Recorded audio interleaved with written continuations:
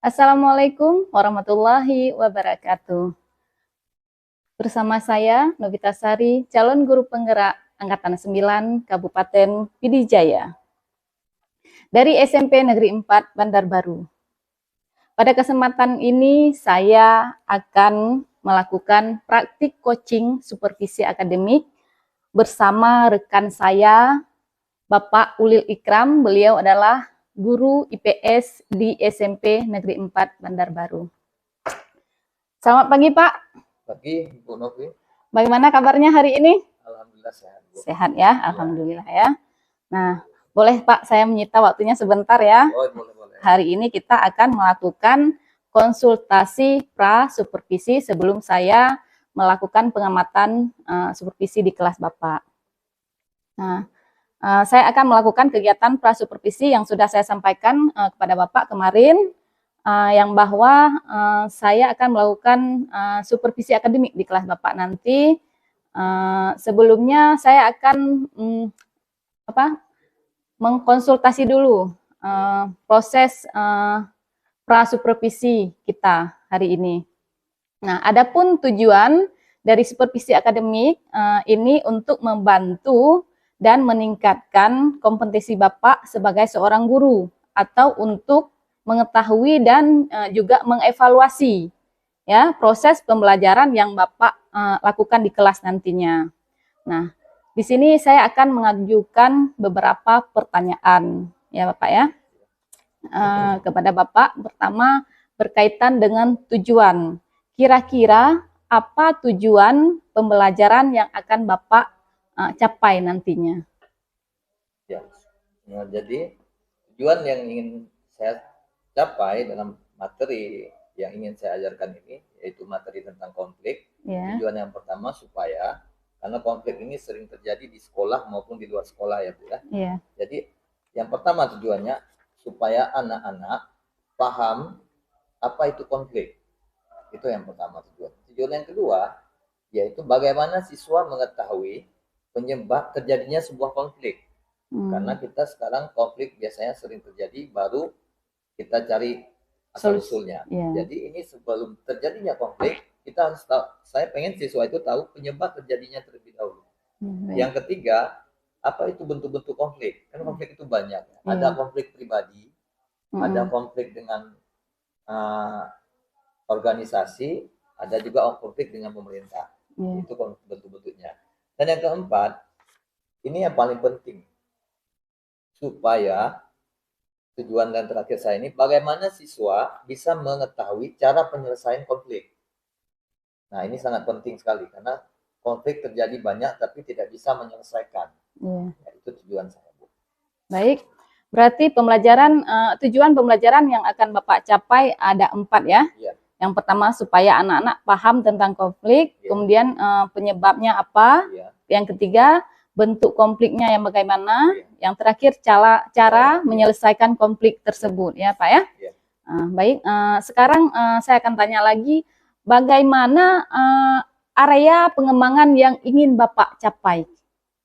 Nah, ini pengembangan yang hendak saya capai ini sangat luas sekali ya. Yang pertama, begini, agar dalam kehidupan sehari-hari, baik di sekolah maupun di luar sekolah, misalnya di dalam masyarakat, siswa itu memahami masalah konflik agar bisa mengatasinya sehingga konflik itu tidak menjadi luas dan besar. Ini penting sekali. Nah, pengembangan ini yang ingin saya capai.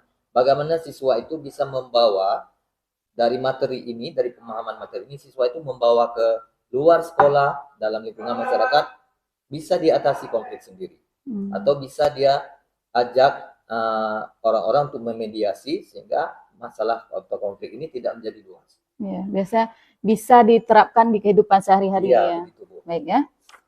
Berarti sekarang saya ingin tahu bagaimana rancangan pembelajaran yang Bapak terapkan di kelas, mungkin dari segi strateginya, model pembelajarannya, atau metode pembelajarannya. Ya, baik.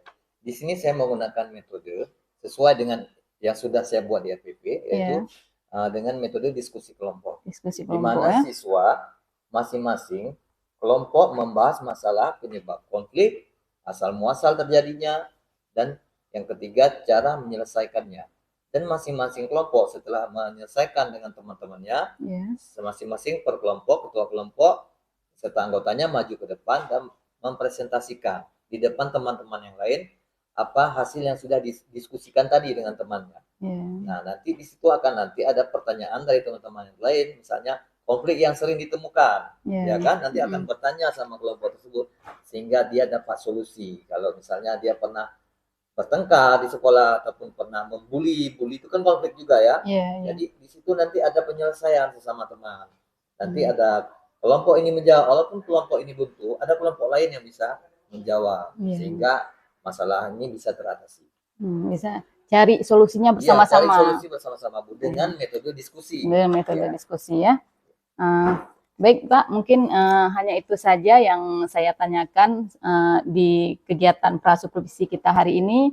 Nah, setelah kita konsultasi atau sharing prasupervisi ini, bagaimana perasaan Bapak? Ya, senang karena kenapa? Dengan konsultasi dan sharing, kita merasa apa? Bisa berbagi. Bisa berbagi, yang pertama. Yang kedua, kita bisa kolaborasi ya, kerjasama. Di mana nanti ada arah-arah yang sudah ini tidak mengena di sini. Nanti ada Ibu masukan, umpan balik. Masukan, umpan balik. Jadi sehingga tujuan dalam pelajaran ini betul-betul tercapai. Tercapai apa yang kita inginkan ya.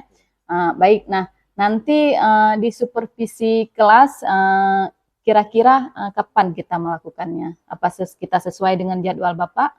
Iya, sesuai jadwal saja. Karena ini memang materi ini belum masuk, belum kita ajarkan. Baik, mungkin sebelum saya tutup, saya berterima kasih sekali karena sudah bersedia meluangkan waktu kepada saya untuk melakukan prasupervisi. Hari ini saya akhiri. Assalamualaikum warahmatullahi wabarakatuh. Waalaikumsalam warahmatullahi wabarakatuh. Kita awali dengan berdoa.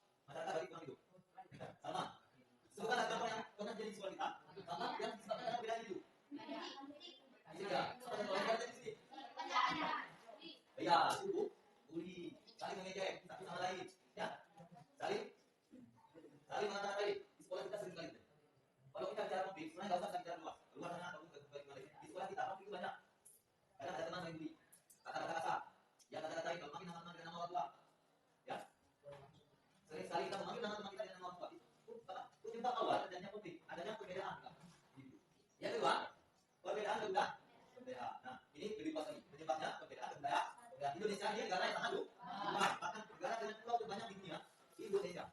Ada di laut, nanti ada kondisi baru, di lautan ada kondisi baru, pecah-pecah menjadi beberapa pulau. Perbedaan budaya ini bisa menyebabkan konflik. Ada nanti seolah-olah dinafikan banyak konflik disebabkan dengan budaya yang cocok dengan kita. Itu. Yang ketiga, perbedaan seperti kepentingan biasanya antara di kantor, di perusahaan, ataupun di luasnya adalah antara karyawan dengan perusahaan. Biasanya terjadi demo, banyak sekali demo bukan demo perusahaannya, biasanya di Jakarta sering terjadi. Jadi kalau saya lalu terjadi demo apa? Perusahaan kita tidak banyak, tapi kalau di kota besar banyak konflik antara karyawan dengan perusahaan, antara orang-orang kerja di pabrik dengan pemilik pabrik. Demo naikkan gaji, ya kan? Tingkatkan kesejahteraan, itu juga konfliknya berkepentingan. Beda dengan konflik yang individu tadi. Kalau yang individu tadi konfliknya karena ego, ini kepentingan. Yang satu buruh ingin sejahtera, yang satu perusahaan ingin laba, ingin untung. Jadi bayar gaji karyawan itu dengan upah yang rendah, yang murah. Jadi beda kepentingan. Perusahaan punya kepentingan, misalnya karyawan ada kepentingan. Jadi ada dua kepentingan juga menyebabkan konflik. Makanya dia nomor 3, perbedaan kepentingan. Nomor 4, perubahan sosial. Ini biasanya juga terjadi ketika ada, bukan orang asing saja ya, itu adanya kemajuan di suatu daerah. Dulu negara kita terkenal dengan industri apa? Pertanian, agraria itu industri, banyak orang bertani menjadi apa? Mata pencahariannya bertani. Nah sekarang perlahan Indonesia masuk ke negara berkembang, mereka membuat industri, yaitu pabrik. Nah ketika lahirnya pabrik, terjadilah adanya perubahan sosial.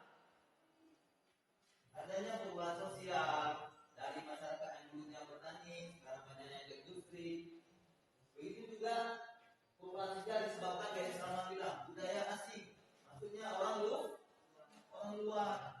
Juga terjadi konflik. Banyak orang kita tidak senang dengan keadaan orang luar. Tapi ada juga yang diterima. Contoh kemarin juga ada orang-orang Indonesia sudah mulai memakai tattoo. Dia artis-artis Indonesia.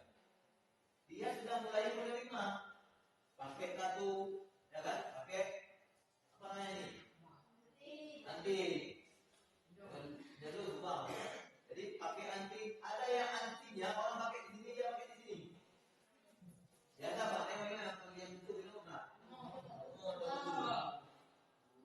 Ada kan? Banyak.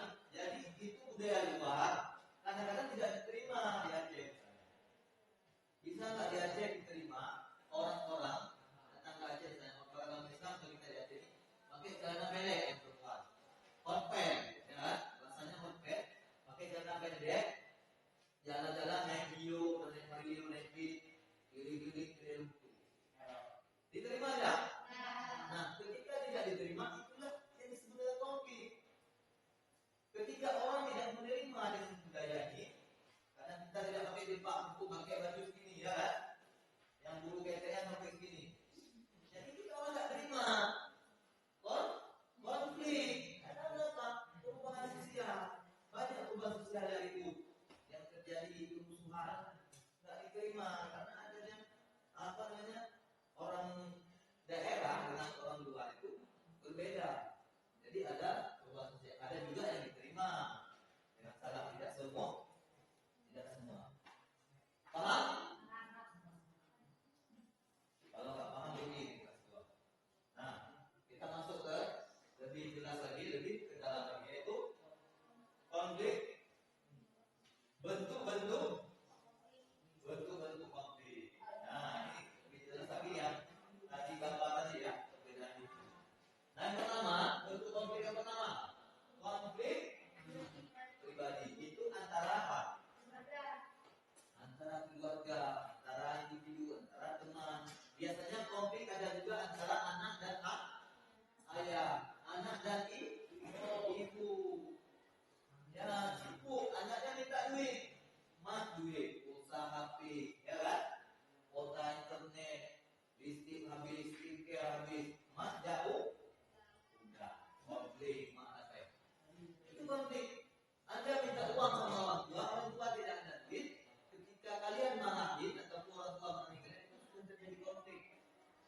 Cuma konfliknya skala kecil karena cekcok. Tapi masuk ke konflik individu.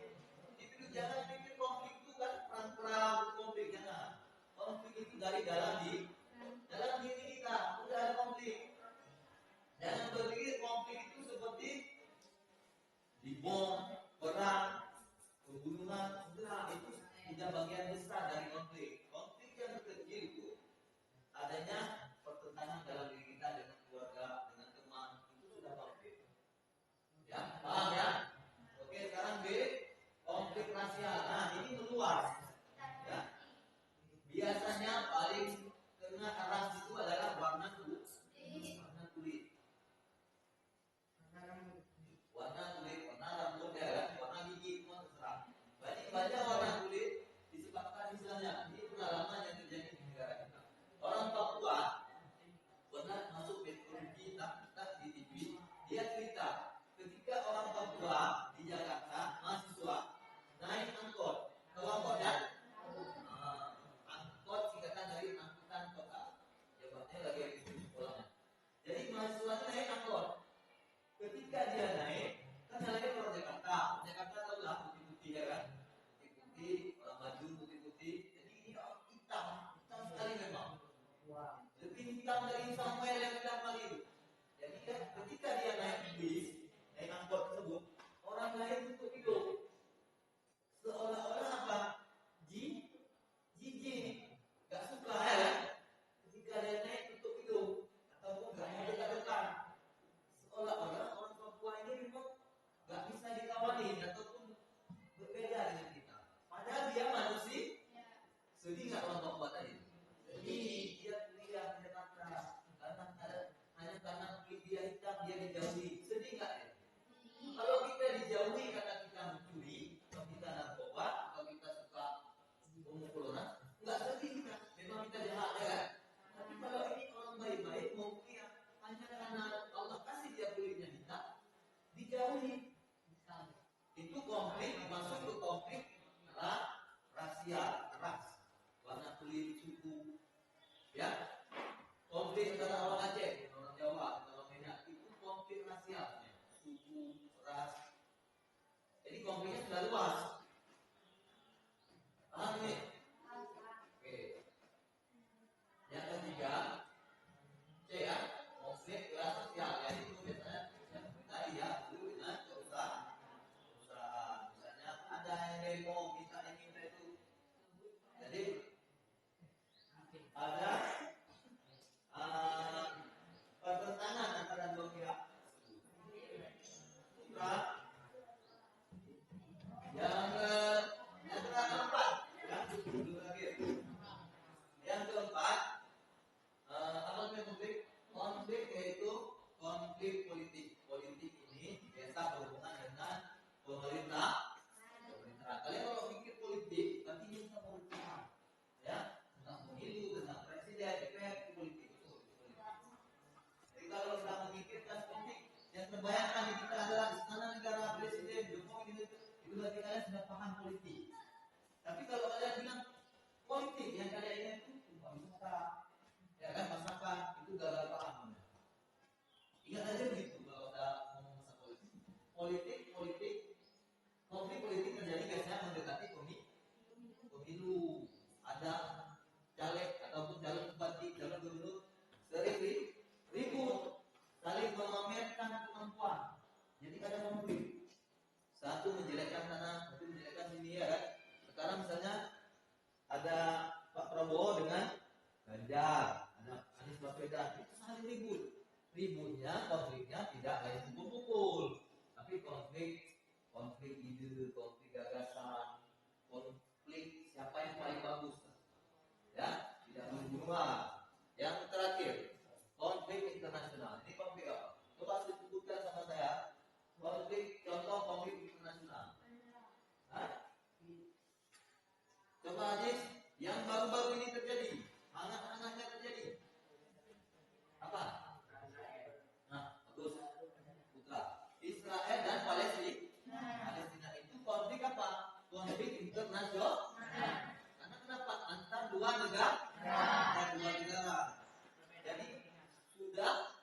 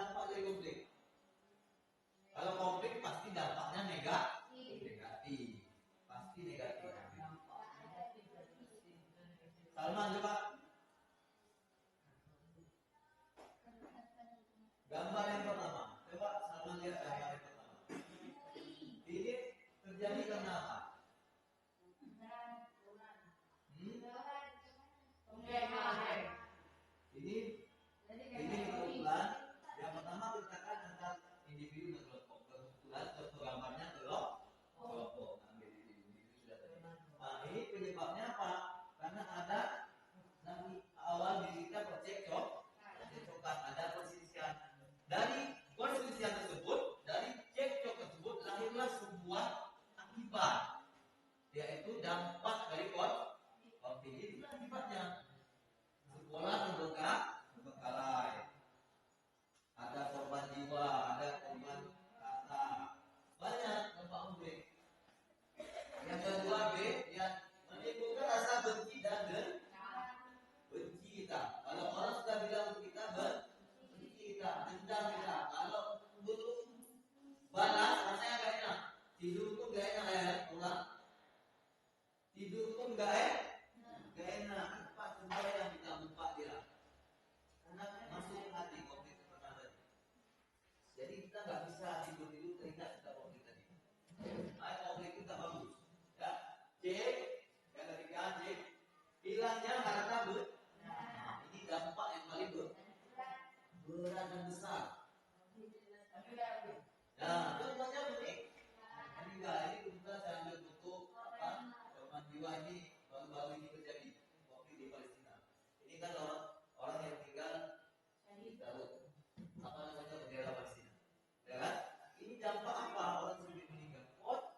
Konflik. Ini ya harta, benda dan jiwa. Ini akibat dari konflik ini sangat parah.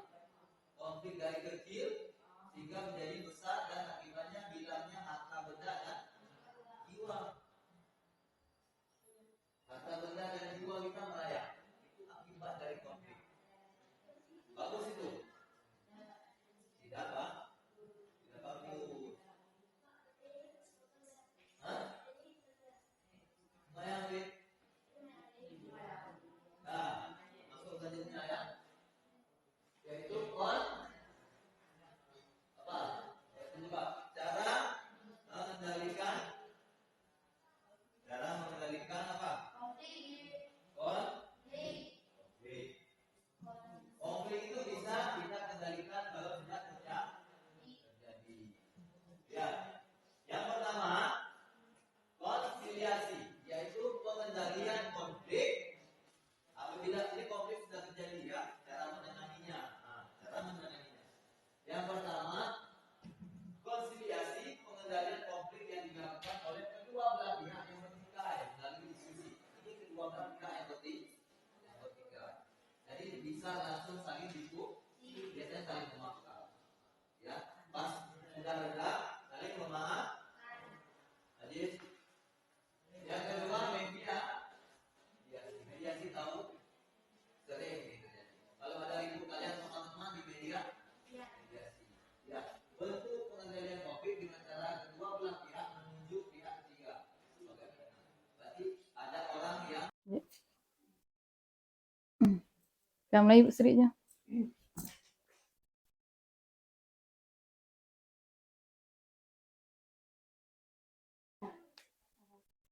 Assalamualaikum warahmatullahi wabarakatuh. Waalaikumsalam warahmatullahi wabarakatuh. Selamat datang Bapak dan Ibu. Nah, jadi di PI 5 kali ini kita akan melakukan pasca observasi yang akan dilakukan oleh Ibu CGP dengan rekan sejawatnya. Nah, pada pasca observasi ini CGP itu bisa secara pertama sekali menyampaikan tujuan percakapan dan hasil analisis data observasi pembelajaran rekan sejawat. Kemudian melakukan percakapan umpan balik. Ya, harus ada percakapan umpan balik. Kemudian CGP menemukan area pengembangan dan perbaikan diri yang hendak dilakukan kepada rekan sejawat. Jangan lupa nanti dicatat ya, hasil umpan baliknya. Ada catatan percakapan pasca observasi kelas. Kemudian yang ketiga itu melakukan percakapan tentang perencanaan area pengembangan, dan yang terakhir rencana aksi pengembangan diri juga ditulis ya. Hasil perencanaan aksi pengembangan diri rekan sejawat dicatat pada lembar rencana pengembangan diri. Ada juga formatnya. Ada. Silahkan Bu Novi dimulai saja. Assalamualaikum warahmatullahi wabarakatuh. Waalaikumsalam warahmatullahi wabarakatuh. Perkenalkan, nama saya Novita Sari, calon guru penggerak Angkatan 9 Kabupaten Pidijaya. dari SMP Negeri 4 Bandar Baru. Pada kesempatan hari ini saya akan melakukan percakapan pasca observasi bersama rekan saya yaitu Pak Ulil Ikram. Beliau merupakan guru IPS di SMP Negeri 4 Bandar Baru. Assalamualaikum Pak. Waalaikumsalam. Gimana Pak kabarnya hari ini? Sehat, alhamdulillah baik. Alhamdulillah ya. Nah, jadi setelah kita melakukan observasi yang lalu, jadi pada hari ini kita melakukan pasca observasi, ya. Jadi di kesempatan ini seperti yang sudah saya lakukan kemarin observasi pas Bapak mengajar di kelas, hari ini saya ingin atau melakukan percakapan sedikit dengan Bapak pasca observasi, yaitu menyampaikan tujuan pembelajaran yang Bapak lakukan kemarin di kelas, bagaimana perasaan Bapak setelah melakukan observasi di kelas kemarin. Baik ya. Perasaan saya setelah observasi, ya pasti saya senang dan bahagia. Semua orang kalau tujuannya tercapai itu pasti bahagia. Nah dalam hal ini tujuan pembelajaran saya ini tercapai, jadi perasaan saya bahagia. Jadi tujuan yang Bapak sampaikan kemarin pas di materi yang kemarin pas saya observasi tercapai semuanya. Iya, jadi tujuan pembelajaran di situ adalah anak-anak ini materi tentang konflik. Iya, jadi konflik. tujuan dari belajar anak-anak mengerti apa itu pengertian konflik, apa yang penyebabnya dan cara menanggulanginya.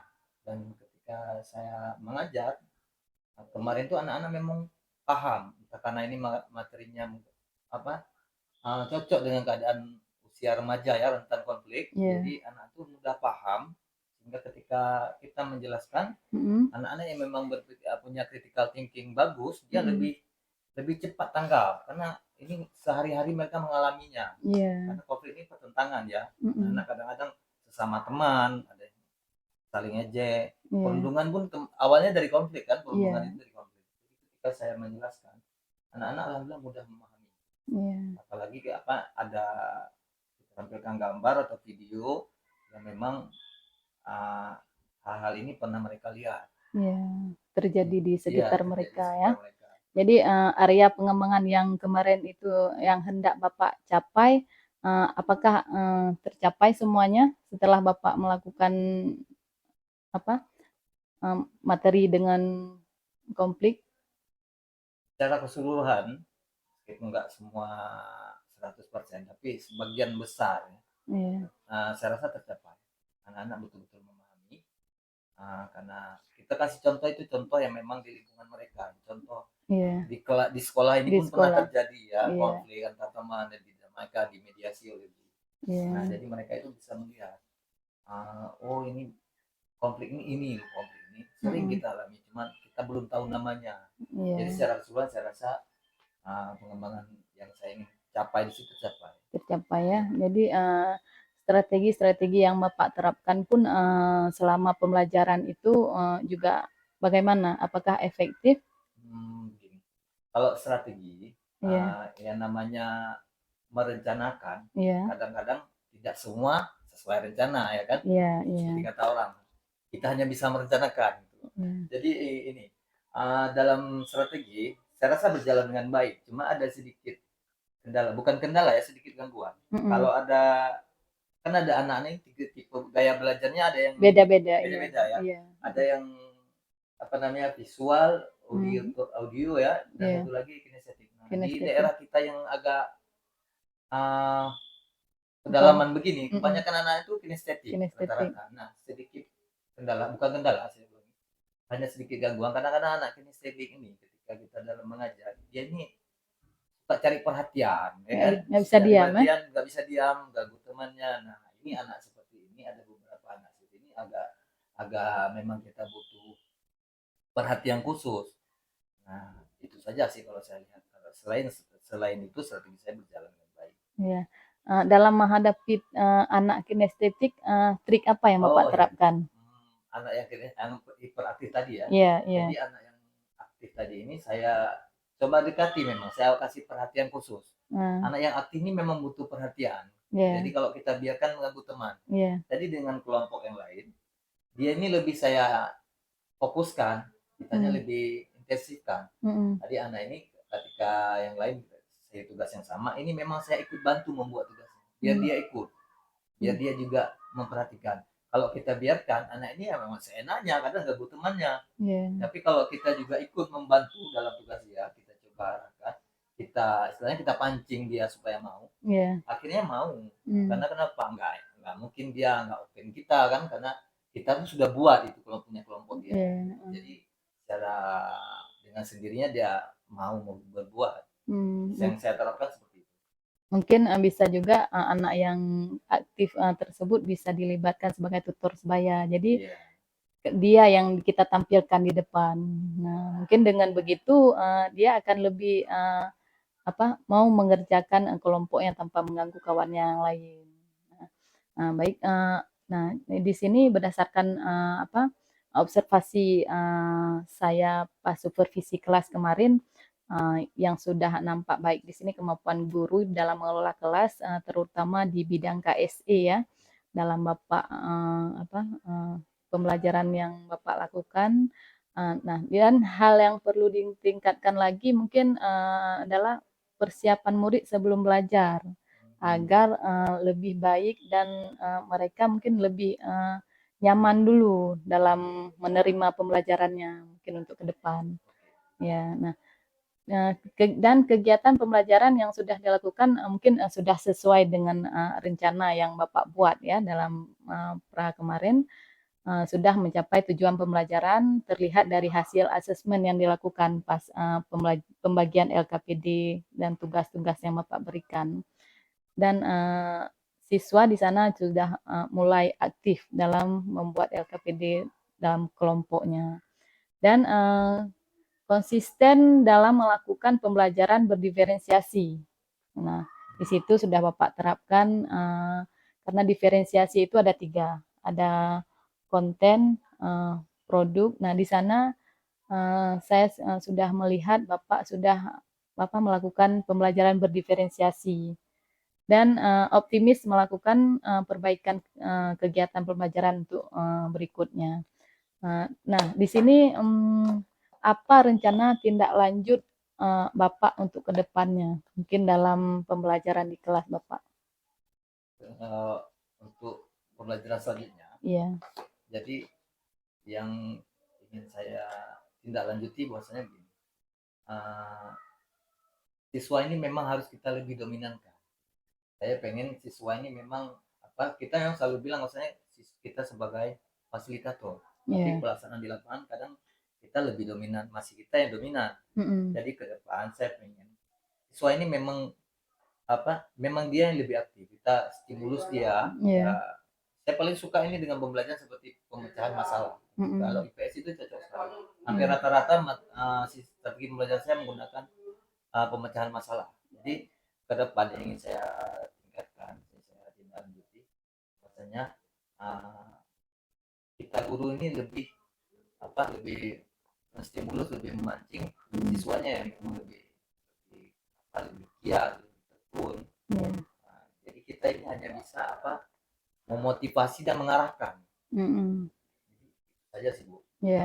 Mungkin ini penambahan sedikit, mungkin bisa juga Bapak mencoba mengkombinasikan pembelajaran berdiferensiasi dengan KSE dengan menambahkan metode pembelajaran dengan game atau quizzes, puzzle. Mungkin anak-anak akan lebih tertarik, apalagi kan sekarang dunia teknologi bisa dibilang ya, zamannya teknologi. Jadi anak-anak mungkin akan lebih tertarik dengan menggunakan teknologi, dengan antusias dalam pembelajarannya mungkin untuk ke depan. Baik Pak, mungkin hanya itu saja percakapan pasca observasi kita. Terima kasih sekali sudah meluangkan waktu untuk saya hari ini. Saya akhiri. Assalamualaikum warahmatullahi wabarakatuh. Waalaikumsalam warahmatullahi